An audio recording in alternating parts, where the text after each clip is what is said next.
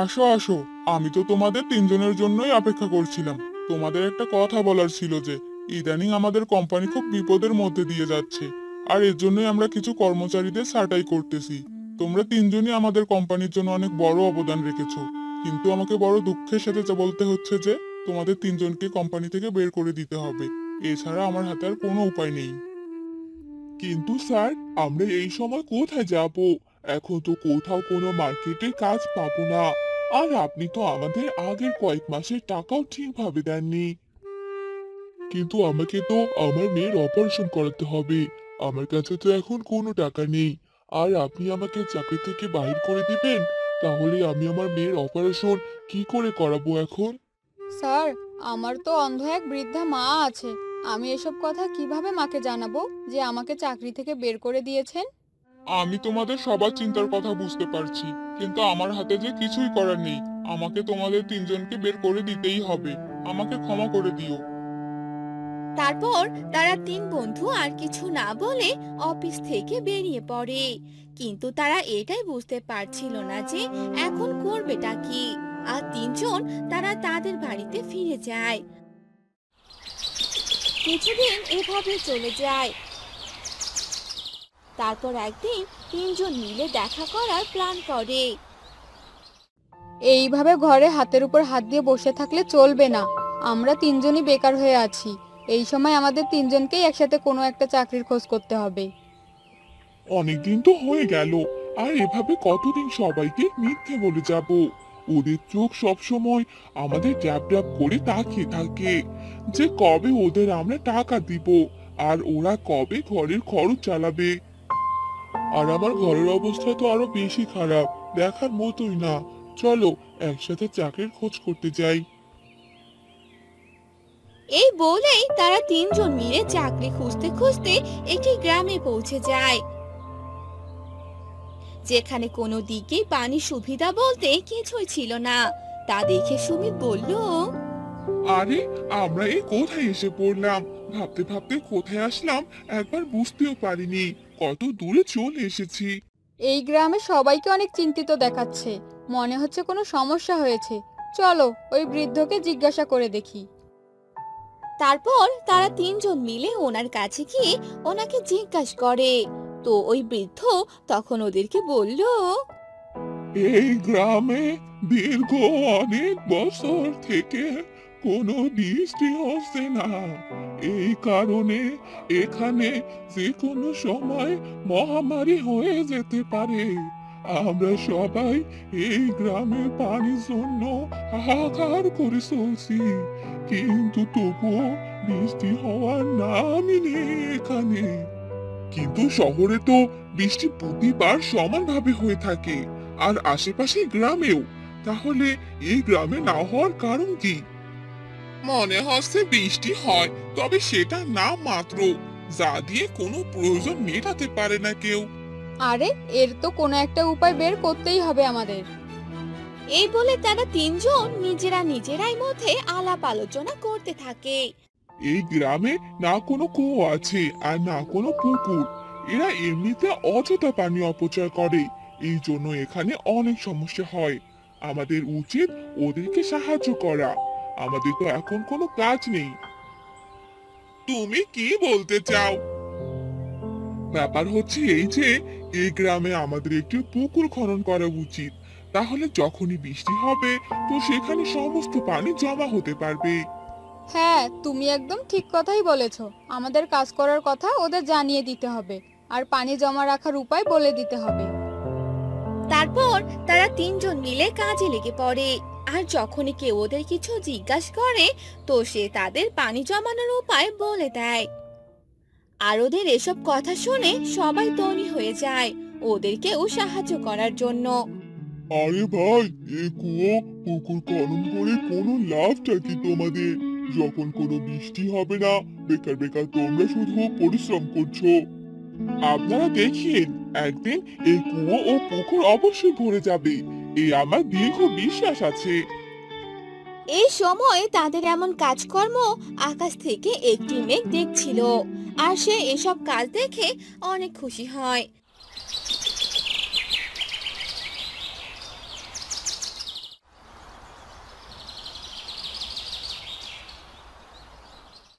তারপর একদিন যখন তারা তিন বন্ধু মিলে এক গাছের নিচে বসেছিল, তখনই তাদের কাছে মেঘ উড়ে আসে আর ওদেরকে বলল, আমি তোমার কাজের প্রচেষ্টা দেখে অনেক খুশি হয়েছি। এই গ্রামবাসীরা কেউ কখনো পানির গুরুত্ব বুঝতো না আর অযথা সবসময় পানির অপচয় করে যেত। তাই আমি এই গ্রামে বৃষ্টি হওয়া বন্ধ করে দিয়েছি। কিন্তু তোমাদের পরিশ্রমে আমি অনেক খুশি হয়েছি, আর তাই আমি তোমাদের 3টি মেঘ দিতে চাই। কিন্তু আমরা এই 3টি মেঘ দিয়ে কি করব? এই মেঘ দিয়ে আমরা কি কাজ করতে পারবো? বৃষ্টি নামার হলে নেমে যাক না। এই মেঘ গ্রামে বৃষ্টি নামাবে আর পুকুর ও কুয়ো ভরিয়ে দিবে। আর তোমরা এই 3টি মেঘকেই ব্যবহার করতে পারবে, কারণ এগুলো জাদুই মেঘ। এই মেঘের উপর তোমরা রেস্টুরেন্ট বানাতে পারো, যাতে করে 3টি রেস্টুরেন্টে আলাদা আলাদা খাবার মিনিটেই বানিয়ে দিবে। আর তোমাদের রোজগার অনেক ভালোই চলে যাবে। এটা কি সত্যি? ওই 3টা মেঘ নিজে নিজে খাবার বানিয়ে দেবে? হ্যাঁ, আর এই মেঘ নিজে গ্রাহকের উপরে নিয়ে যাবে, আর এই রেস্টুরেন্ট সবসময় মেঘের উপরেই থাকবে। তারপর ওই মেঘ গ্রামে বৃষ্টি হয়ে পড়তে লাগলো আর তাতে পুরো গ্রামবাসী অনেক খুশি হয়। আর এই তিনজন বন্ধুকে সবাই আশীর্বাদ দিয়ে দেয়। তোমাদের 3জনের সব পরিশ্রমে এই গ্রামে আজ বৃষ্টি হলো। আমরা তোমাদের এই উপকার কখনোই বলবো না। আর পানি অপচয় করা থেকে অবশ্যই বিরত থাকবো, যেন এই সমস্যায় আর কখনো পড়তে না হয়। এরপর তারা তিনজন 3টি রেস্টুরেন্ট 3টি মেঘের উপর বানিয়ে ফেলে, যেখানে 3টিতেই আলাদা আলাদা খাবার তৈরি হতো। আর সবাই মেঘের উপর রেস্টুরেন্টে খাবার খেতে আসা শুরু করে দেয়, কারণ সেখানে অনেক সুস্বাদু খাবার পাওয়া যেত। আর সবাই মেঘের উপর খাবার খাওয়ায় আলাদা একটা আনন্দ উপভোগ করতে থাকে। এইসব দেখে তিনজন বন্ধু অনেক খুশি হয়ে যায়। আমি কখনোই ভাবিনি যে এই মেঘের উপরে আমাদের কোনো রেস্টুরেন্ট হবে। আমাদের কাছে এমন 3টি আলাদা আলাদা রেস্টুরেন্ট, যা একটি চমৎকার ভাবে চলছে। আমাদের কোনো কিছু করার প্রয়োজনই পড়ে না। আর এই মেঘ আমাদের কত উপকারী কাজে এসেছে, যার মাধ্যমে আমরা সবাইকে নিমেষে বিভিন্ন ভাবে সাহায্য করতে পারছি। এখন আমাদের এভাবেই সবাইকে সাহায্য করে যেতে হবে। যা আমরা পাবো তা সবার মধ্যে ভাগাভাগি করে দিব, আর যে বেকার তাকে কাজের খোঁজ করে দিব। তুমি একদম ঠিক বলেছো। আমরা আজ থেকে এমনটাই করে যাব। আর ওদের এমন উপকার করার কথা বলতেই চাই না। যাদের যাদের আমাদের সাহায্যের প্রয়োজন হবে, আমাদের তাদেরকে সাহায্য করার জন্য অবশ্যই যেতে হবে। ওরা বেকারকে কাজ করার সুযোগ করে দিত।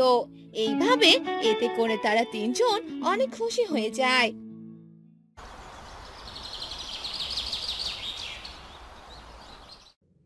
হ্যাঁ গো, শুনছো? তোমার এই মেয়েকে আমি আর সামলাতে পারবো না, বুঝেছো? এসব তুমি কি বলছো? মা মরা মেয়ে আমার। তোমাকে তো ওর জন্যই বিয়ে করেছি আমি। ও যেন একটা মা পায়। তোমার মেয়ে তো একটা অলক্ষী, জন্ম নিতেই মাকে খেয়েছে, কবে যে আমাকেও খেয়ে ফেলে।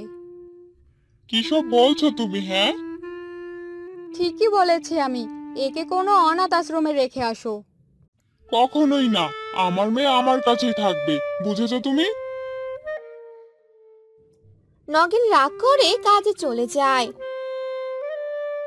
নগেন যাওয়ার পর নগেনের বউ একা বলতে থাকে, আজই এই আপদকে বিদায় করব। কাজ থেকে ফিরে আর নিজের মেয়েকে দেখতে হবে না। এরপর নগেনের বউ তাদের মেয়েকে নিয়ে বাড়ি থেকে বের হয়। নগেনের বউ নগেনের মেয়েকে অনাথ আশ্রমে না রেখে তাদের গ্রামের পাশে একটি জঙ্গল ছিল, সেই জঙ্গলের পাশে একটি বড় নদী ছিল। সে নদীর কাছে যায়। এই মেয়েকে এখানেই রেখে যাই, ওনাকে কিছু একটা বুঝিয়ে মানিয়ে নিব, তাহলেই হবে। এরপর নগেনের বউ তার মেয়েকে সে নদীর পাশে রেখে যায় আর মেয়েটি কান্না করতে থাকে। সে নদীর নিচে ছিল নাগলোক। নাগলোকে নাগ রানী বাচ্চা মেয়েটির কান্নার আওয়াজ শুনতে পায়। মনে হচ্ছে কোনো বাচ্চা কান্না করছে।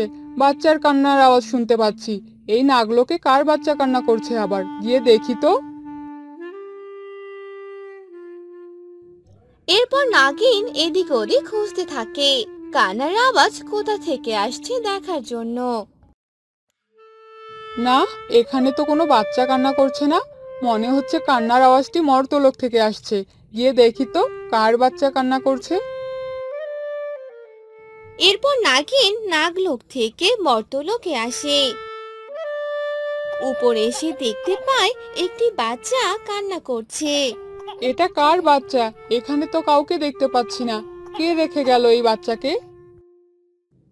নাগিন বাচ্চাটিকে কোলে তুলে নেয়। নাগিন বুঝতে পারছিল না সে কি করবে। এদিক ওদিক তাকায়, কাউকেই দেখতে পায় না। আশেপাশে তো কেউ নেই। আজ থেকে এ আমার মেয়ে, আমি ওকে মানুষ করব। একথা বলে নাগিন মানুষ রূপ নেয় আর সেই জঙ্গলে একটা বাড়ি বানায়। এরপর নাগিন সে বাচ্চা মেয়েটিকে নিয়ে সেখানে থাকতে লাগে, নিজের মেয়ের মতো মানুষ করতে থাকে।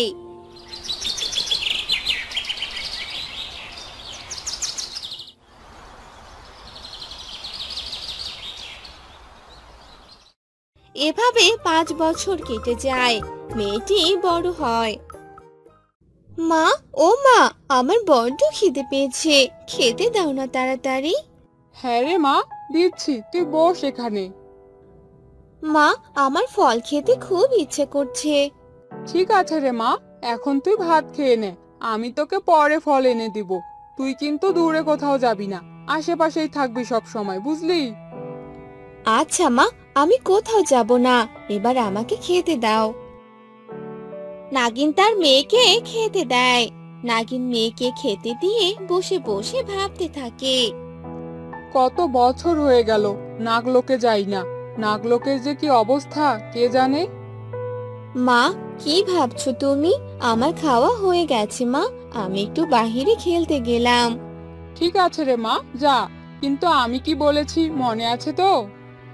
হ্যাঁ মা, মনে আছে, আমি দূরে যাব না।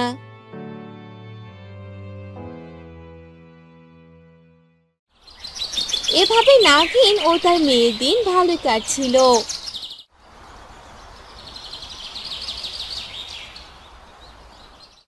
একদিন নাগিনের মেয়ে খেলছিল বাহিরে, সেদিক দিয়ে এক ডাইনি যাচ্ছিল।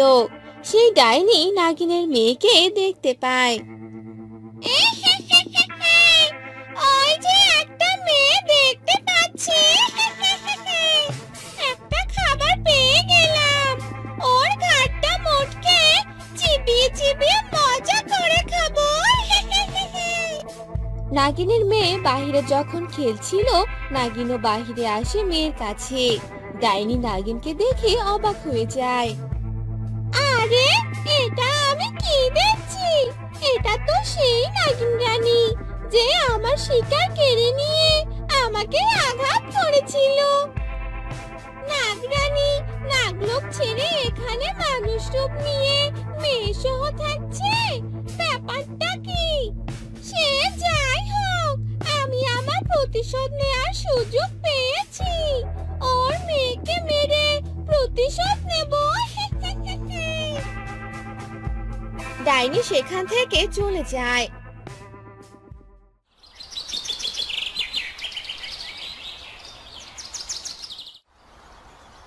পরের দিন ডাইনি আবার আসে। আড়ালে লুকিয়ে দেখতে থাকে ডাইনির মেয়ে বাহিরে খেলা করছে। হ্যাঁ রে মা, শোন, আমি তোর জন্য ফল আনতে যাচ্ছি। তুই কিন্তু এখানেই খেলবি, অন্য কোথাও যাবি না। সত্যি মা, তুমি আমার জন্য ফল আনতে যাচ্ছ? ইয়ে, কি মজা! মা, তুমি যাও, আমি এখানেই খেলবো, দূরে কোথাও যাব না। তুমি চিন্তা করো না মা। ঠিক আছে রে মা, আমি গেলাম তাহলে। আমি যাবো আর আসবো। নাগিন কথা বলে যেতে লাগে।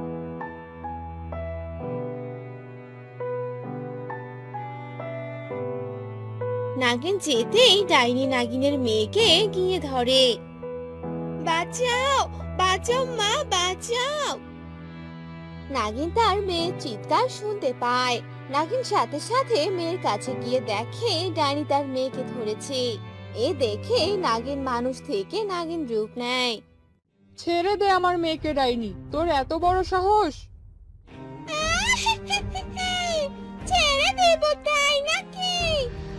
প্রতিশোধ নেব।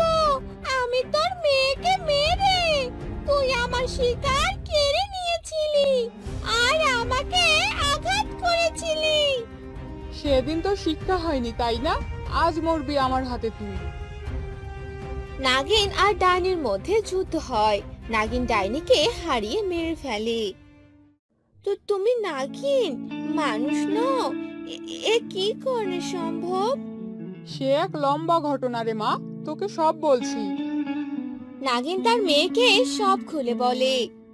তুমি মানুষ নও নাগিন, তো কি হয়েছে?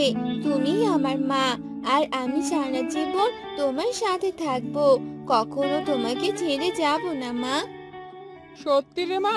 আয় মা, আমার বুকে আয়। নাগিনের মেয়ে নাগিনকে জড়িয়ে ধরে। আবার তারা সুখে শান্তিতে দিন কাটাতে থাকে। বিরাট এক জঙ্গলের পাশে ছিল একটি নদী। সেই নদীতে বাস করত এক নাগিন, আর জঙ্গলে থাকতো এক পরী। তার পাশে ছিল একটি গ্রাম, সেখানে থাকতো এক সাপুরিয়া। হ্যাঁ রে লালু, আজ অনেক দিন থেকে সাপ ধরতে যাই না। চল আজ বরং কোনো এক জঙ্গলে যাই, দেখি কোনো সাপ পাই কিনা। হ্যাঁ দাদা, তবে আমি আজ দূরে কোথাও যেতে পারবো না। আমরা বরং পাশের জঙ্গলটাতেই যাই। আরে ওই জঙ্গলটাতে তো আগেও গিয়েছিলাম, কিন্তু কোনো সাপ পাইনি তো। অনেকদিন থেকেই তো আর যাওয়া হয় না, এবার গেলে নিশ্চয়ই কোনো না কোনো সাপ পেয়ে যাব। ঠিক আছে, তুই যখন এত করে বলছিস তাহলে চল যাই। এরপর সাপুরিয়া আর লালু জঙ্গলের দিকে যেতে লাগলো। কিছুক্ষণ পর তারা জঙ্গলে পৌঁছে গেল। তারপর বিন বাজাতে লাগলো। জঙ্গলে বিন বাজানোর শব্দে পরীটির ঘুম ভেঙে গেল। আরে কে এভাবে আওয়াজ করছে? আমার তো ঘুমটাই ভেঙে দিল। এই আওয়াজে তো আমার মাথা ঘুরছে। এ কথা বলে পরী বিনের শব্দ শুনে সাপুরিয়াদের পিছু গেল। দেখতে পেল সেখানে দুজন লোক দাঁড়িয়ে আছে আর একজন বিন বাজাচ্ছে। আরে এরা তো মানব জাতি, কিন্তু এখানে এরা কি করছে? না না, এদের সামনে যাওয়া যাবে না। এরা যদি আমায় দেখে তাহলে আমার বিপদ হয়ে যাবে। এসব বলে পরী আড়াল থেকে তাদের কাজকর্ম দেখতে থাকে। কিছুক্ষণ পর সাপুরিয়ারা একটি সাপ ধরে ফেলে। এই সাপটাকে বিক্রি করলে যে আমি অনেকগুলো টাকা পাবো। চল আজ বরং বাড়িতেই চলে যাই, অন্যদিন আবার আসবো। এ কি, ওরা যে সাপটাকে ধরে ফেললো! তারা হয়তো সাপুরিয়া। এভাবে সাপগুলোকে ধরতে থাকলে তো এখানকার সবগুলো সাপ শেষ হয়ে যাবে। অন্যদিকে তারা সাপটিকে নিয়ে সেখান থেকে চলে গেল। কিছুক্ষণ পর নদী থেকে এক কান্নার আওয়াজ আসতে লাগলো। এ কি, ওদিকে আবার কে কান্না করছে? গিয়ে দেখি তো। এই বলে পরী নদীর কাছে চলে গেল। গিয়ে দেখলো সেখানে এক নাগিন নদীর কিনারায় বসে কান্না করছে। এ কি, কে তুমি? আর এভাবে কান্না করছো কেন? আমি যে আমার সন্তানকে কোথাও খুঁজে পাচ্ছি না। আমি যে নাগিন, আমার সন্তান এই জঙ্গলে এসেছিল, কিন্তু এখনো ফিরে এলো না। কিছুক্ষণ আগে দুজন সাপুরিয়া এসে যাকে নিয়ে গেল, সেই তাহলে তোমার সন্তান? সাপুরিয়া, কি সব বলছো? তাহলে সাপুরিয়া আমার সন্তানকে নিয়ে গেছে। এবার আমার কি হবে? তুমি কোনো চিন্তা করো না নাগিন। আমি শুনেছি সেই সাপুরিয়াটি বলেছিল সে আবার আসবে এই জঙ্গলে সাপ ধরবে। আমি ওই সাপুরিয়াকে ছাড়বো না। তুমি কি আমাকে সাহায্য করতে পারবে? সাহায্য? কি সাহায্য নাগিন? ওই সাপুরিয়া যখনই এই জঙ্গলে আসবে তুমি আমাকে জানাবে, আমি ওদের শেষ করে দিব। ঠিক আছে, আজ থেকে তুমি আমার বন্ধু। তোমার বিপদে আমি সাহায্য করবই, তুমি কোনো চিন্তা করো না। এ কথা বলে পরী সেখান থেকে চলে আসে। অন্যদিকে সাপুরিয়া আর লালু কথা বলতে থাকে। এই দেখ, আজ কত টাকা পেয়েছি। এই নে, তোর অর্ধেক আমার অর্ধেক, নে নে। কি ব্যাপার গো, আজ দেখছি তোমরা অনেক খুশি, কি হয়েছে? আরে গিন্নি, আজ তো অনেক টাকা লাভ হয়েছে। জানি না তারা ওই সাপের মধ্যে কি দেখতে পেল, যার কারণে আমাদের 1000 টাকা করে দিল।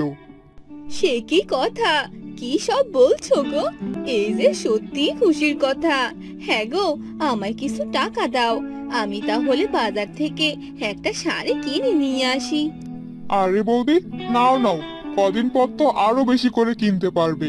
আমরা আবারও সেই জঙ্গলে যাব আর বেশি করে সাপ ধরে নিয়ে আসব। তাহলে তো ভালোই হবে। এবার আমি যাই, আমার অনেক কাজ আছে। এরপর সাপুরিয়ার স্ত্রী সেখান থেকে চলে গেল। আর এভাবেই কেটে গেল বেশ কিছুদিন।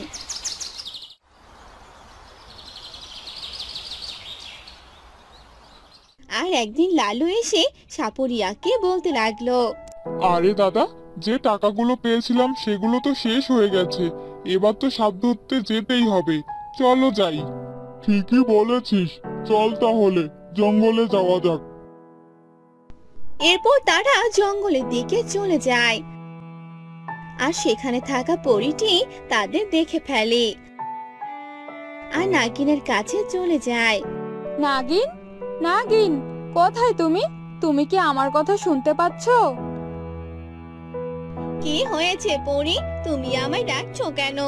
তোমার শত্রুরা তো চলে এসেছে। যারা তোমার সন্তানকে নিয়ে গিয়েছিল তারা আবার এসেছে। কি বলো? তাহলে চলো আমরা তাদের কাছে যাই। এরপর পরী ও নাগিন একসাথে সেই সাপুরিয়াদের কাছে গেল। তখনই সাপুরিয়া আর লালু নাগিনকে দেখে ফেলে। আরে এ কি, এ যে মেঘনা চাইতেই বৃষ্টি, এ যে নাগিন আমাদের সামনে চলে এসেছে। তাই তো দেখছি রে লালু, একে বিক্রি করলে যে আমরা অনেক টাকা পাবো। তোর আশা কখনোই পূর্ণ হবে না শয়তান। তোকে আজ আমি ছাড়বো না, আজ তোকে মেরে ফেলবো। এ কথা শুনে সাপুরিয়া তার বিন বাজাতে থাকে। আর তখনই নাগিনের মাথা ঘুরতে থাকে। এসব দেখে পরী ভাবতে লাগলো, না না, এবার আমাকেই কিছু একটা করতে হবে। এই বিনটাই ভেঙে ফেলতে হবে। এ কথা বলতেই পরী তার জাদু দিয়ে বিনটা ভেঙে ফেলে। এ কি, আমার বিনটা যে ভেঙে গেল, এবার কি হবে? হ্যাঁ দাদা, এবার তো নাগিন আমাদের মেরে ফেলবে। চলো দাদা, পালাই। এই বলে যখনই তারা পালাতে যাবে ঠিক তখনই নাগিন তার লেজ দিয়ে তাদের ধরে ফেলে। আহ, ছাড়ো, ছাড়ো আমাদের। আহ, আমার গলায় যে অনেক লাগছে, আমি যে নিঃশ্বাস নিতে পারছি না। তোরা আমার সন্তানকে আমার কাছ থেকে কেড়ে নিয়েছিস, আজ তোদের মেরে ফেলবো। আমাদের ভুল হয়েছে, আমাদের ছেড়ে দাও। না, তোদের ছাড়বো না, তোদের আমি মেরে ফেলবো। আমি যা বলি তাই করি। এ কথা বলেই নাগিন তাদের মেরে ফেলে আর তারা দুজন মারা যায়। তোমায় অনেক ধন্যবাদ পরী, তুমি আমার জীবন বাঁচিয়েছো আর আমি আমার প্রতিশোধ পূর্ণ করতে পেরেছি। তোমায় অনেক ধন্যবাদ বন্ধু। না বন্ধু, আমাকে ধন্যবাদ দিতে হবে না। আমি তো তোমার বন্ধু, তোমার সব বিপদেই আমি আছি। এবার তাহলে আমি আসি। এ কথা বলে নাগিন আর পরী তাদের আস্তানায় চলে যায়। আর আমাদের জিততেই হবে হাবু, যে করেই হোক আমাদের স্কুলের সুনাম অর্জন করতেই হবে। আরে হ্যাঁ, এসব আর তোকে বলতে হবে না, এসব আমি খুব ভালো করেই জানি। চল এখন বাসায় যাই, আমার খুব খিদে পেয়েছে। এরপর তারা দুজনে হাবুর মামার বাড়িতে চলে গেল। হাবু শহরে তার মামার বাসায় উঠেছিল। মামার বাসা থেকে খেলায় অংশগ্রহণ করতে লাগলো। এভাবেই যেতে লাগলো। চল আজকে মামাকে সাথে করে নিয়ে পুরো শহরটা ঘুরে আসি। তাহলে তো ভালোই হয়, চল যাই। তারপর হাবু তার মামাকে সাথে করে নিল আর পুরো শহরটা ঘুরতে লাগলো আর অনেক আনন্দ করে ঘুরলো। বাহ মামা, শহরটা তো অনেক সুন্দর, চারিদিকে শুধু রাস্তা। আমার তো অনেক ভালো লেগেছে মামা। একবার ঘুরলে কি হয় নাকি? তোমাদের আরো অনেক জায়গায় নিয়ে যাব, অনেক সুন্দর সুন্দর জায়গা আছে। হ্যাঁ মামা, এখানে যতদিন আছি ততদিন শুধু ঘুরবই আর ফাইনাল খেলার জন্য প্রস্তুত হব। এখন বাসায় চলো। তারপর তারা সবাই বাড়িতে চলে এলো। এভাবেই অনেকদিন চলে গেল।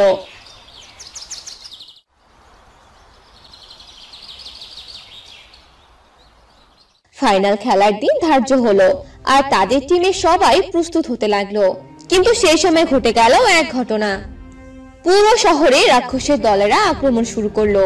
কেউ বাহিরে যেতে পারছিল না। যে বাহিরে যেত তাকে হানারা আঘাত করত। এ খবর চারদিকে ছড়িয়ে পড়লো। কি রে হাবু, শহরে কি হচ্ছে সব শুনেছিস? শহরে রাক্ষসের হানা বেঁধেছে, কেউ তো বাহিরে যেতেই পারছে না। আমিও তো সবকিছু শুনলাম মামা, আর তাই তো আমাদের খেলার তারিখ পিছিয়ে দেওয়া হলো। এবার কি হবে হাবু? তাহলে কি আমরা খেলতে পারবো না? আরে না রে, আমরা অবশ্যই খেলবো। আর এই শহর থেকে রাক্ষস বের করে দিতে হবে। কে যাবে ওই রাক্ষসের পিছনে? কেউ তাদের সামনেই তো যেতে পারছে না, সবাই ভয় করছে। ভয় করলে কি আর জয় করা সম্ভব হবে? আমাদের সাহসের সাথে এগিয়ে যেতে হবে। আমি এসবের মধ্যে নাই, আমার অনেক ভয় করে। শিপু তো ঠিক কথাই বলছে হাবু। যেখানে সব কর্মকর্তা যেতে ভয় পাচ্ছে, সেখানে তুমি একাই কি করবে? হ্যাঁ মামা, দেখছি কি করা যায়। এভাবেই কিছুদিন চলে গেল।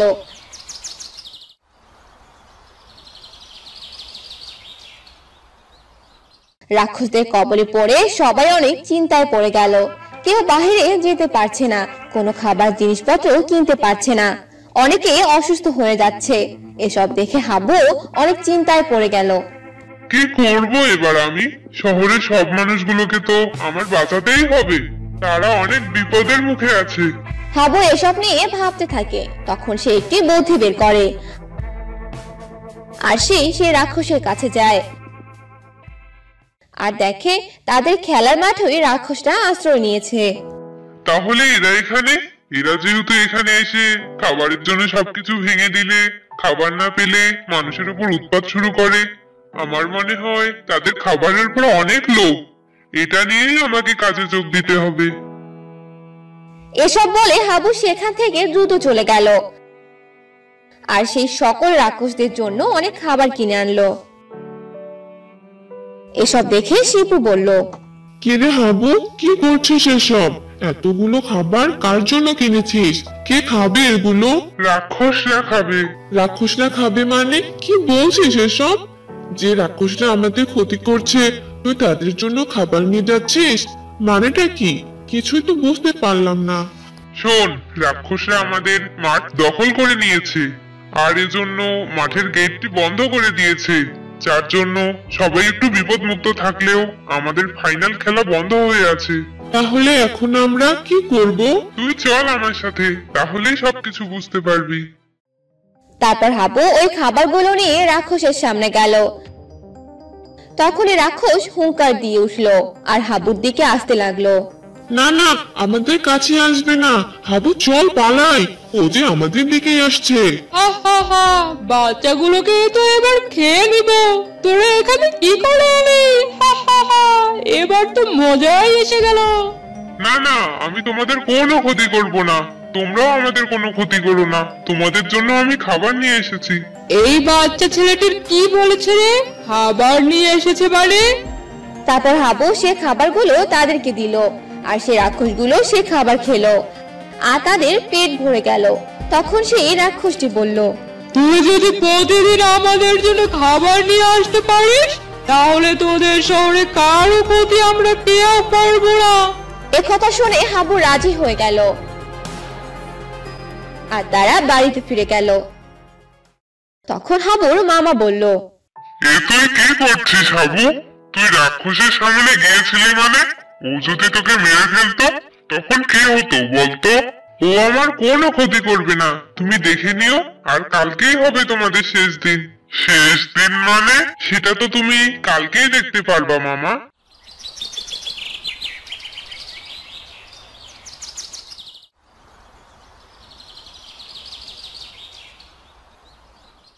পরদিন সকালে হাবু তাদের জন্য খাবার নিয়ে গেল আর সে খাবারের মধ্যে তারা বিষ মেশালো, যে বিষ রাক্ষসদের জন্য অনেক ক্ষতিকর, যেটা খেলে তারা অনেক দ্রুত মারা যেতে পারে। আর সে বিষ মেশা খাবারগুলো নিয়ে গেল আর এদিকে হাবুর মামা পুলিশকে খবর দিল, আর তারা সাথে সাথে শহরের অনেক মানুষ সেখানে হাজির হলো। কেউ হাবুকে সেখানে যেতে দিল না, কিন্তু হাবু অনেক সাহসের সাথে সেখানে গেল। এই নাও আজ তোমাদের জন্য খাবার। তারপর সে রাক্ষসগুলো সে বিষ মেশানো খাবারগুলো খেয়ে নিল। আর রাক্ষসগুলো চারদিকে অনেক মানুষ দেখতে পেল, আর এসব দেখে হাবুকে ধরে ফেললো আর বলল, এবার আর তো রক্ষে নেই, এবার যে আমরা তোকে খেয়েই ফেলবো। না না, আমার বন্ধুকে তোরা ছেড়ে দে। মামা, বাঁচাও হাবুকে। আর যখন সবগুলো রাক্ষস হাবুকে মারতে যাবে ঠিক তখনই তাদের পুরো শরীরে সেই বিষের প্রতিক্রিয়া ছড়িয়ে পড়লো, আর তারা মাটিতে পড়ে গিয়ে মারা গেল। এসব দেখে সবাই অনেক অবাক হয়ে গেল। সবাই হাবুকে জিজ্ঞাসা করলো এসব কিভাবে হলো, আর তখন হাবু সবাইকে সবকিছু খুলে বলল। আর এসব শুনে সকলেই অনেক খুশি হলো। তুই আমাদের পুরো শহরটাকে রাক্ষসের হানার হাত থেকে বাঁচালি। সবাই সে রাক্ষসানা থেকে মুক্তি পেল, আর সে মাঠে তাদের ফাইনাল খেলা হলো। এবার চল আমরা বাড়িতে ফিরে যাই, সবাই আমাদের জন্য অপেক্ষা করছে। হ্যাঁ চল চল।